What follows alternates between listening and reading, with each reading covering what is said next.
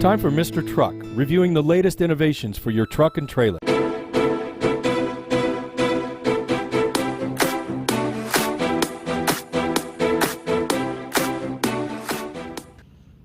Howdy folks, this is Dan with Mr. Truck TV, and today is day one of the Chicago Auto Show 2020 coverage.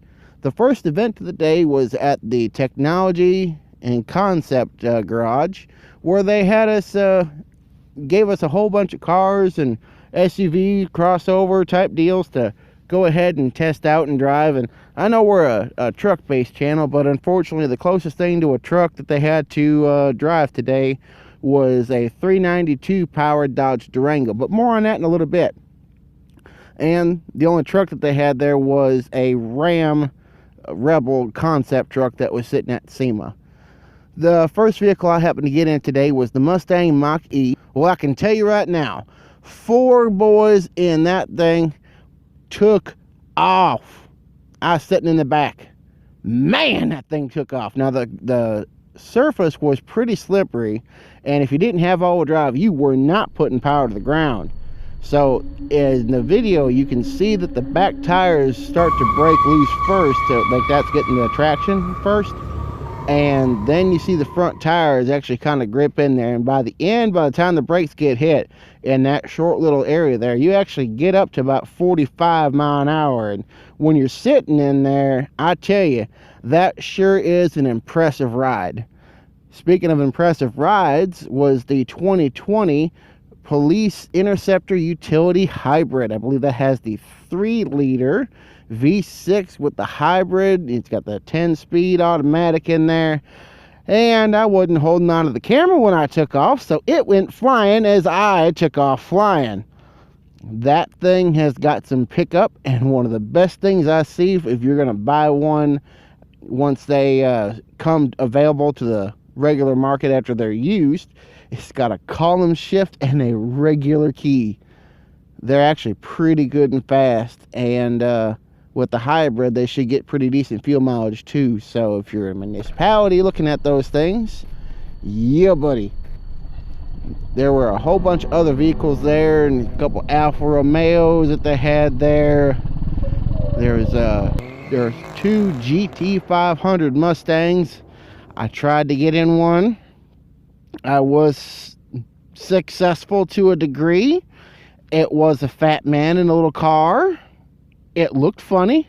I was massively uncomfortable, but it's one of those once in a lifetime type deals that you don't think you'd ever get a chance to ride again. One of the most comfortable vehicles of the day that was actually obtainable, it was probably that Dodge Durango, the SRT with the 392. It fits you. I fit in it pretty well. I'm not a small boy. It's got room for the whole family, and with the 392, it'll actually tow 8,700 pounds, which is pretty good and respectable there, while still having enough horsepower to really satisfy that muscle car itch that you get every now and again when you want to press a skinny pedal. The Ram Rebel concept truck that they had, that was sitting at SEMA, and they had it in there to kind of show what's possible with the Ram brand there. Up on the roof was a solar panel that was actually keeping the 12-volt battery charged up for all the accessories that are on there. That rooftop tent only had a weight capacity of 300 pounds, so apparently you can't be a big old boy and go overlanding like that. That Dometic 95 quart cooler is pretty nice. I've got one myself on my tractor, and I gotta say it works pretty doggone well, and that switchgear is laid out pretty well to have everything work pretty nice.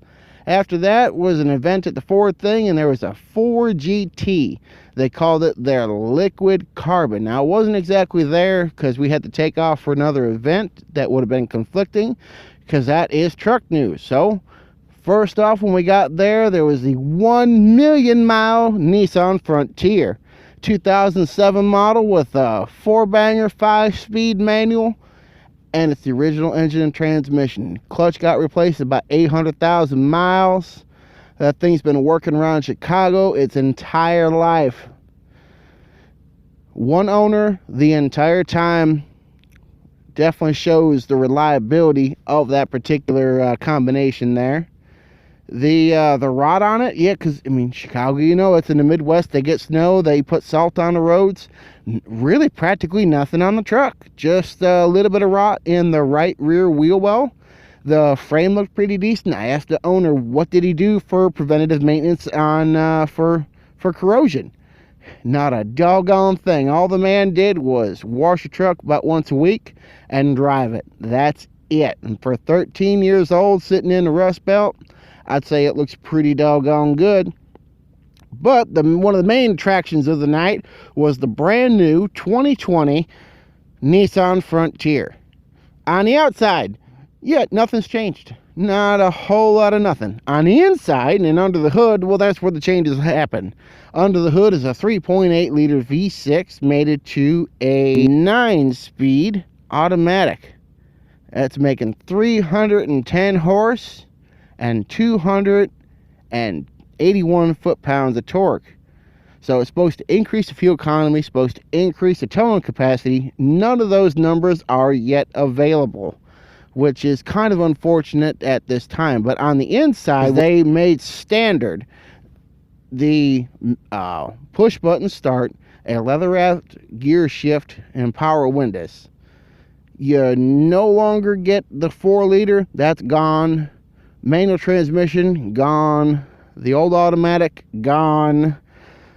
But it's also the very last year for this body. Next year for 21, they're saying that they're going to have the all brand new truck, but you get at least a preview, the powertrain, in this year model. So they took away a bunch of options, but they're kind of really gearing up and ramping up for the new truck for the 21 model year. Again, not a bad truck. It'll probably maintain the ability of being one of the most affordable trucks in the market. Decent room on the inside, decent towing capacity. So we'll have to see what Nissan's going to do in the future there. Up next for the evening was Toyota's event, and they had their nightshade lineup of vehicles. They added the nightshade option to the limited models of the Tacoma, Tundra, Sequoia, and 4Runner. They all had blacked out wheels. They're all pretty much blacked out. There's no real changes to them. They're just blacked out. It's black on black on black on black on black on black on black on black on black. They have 4 different colors. The colors are escaping me at the moment. Prices are, you know, you pay a little extra for the package. Pricing on that has not really been published. Nothing really going on with towing numbers, but that's not all from Toyota. And however, that is the end for the day. It's been a really long day. We're going to wrap it up here. Y'all have a great day.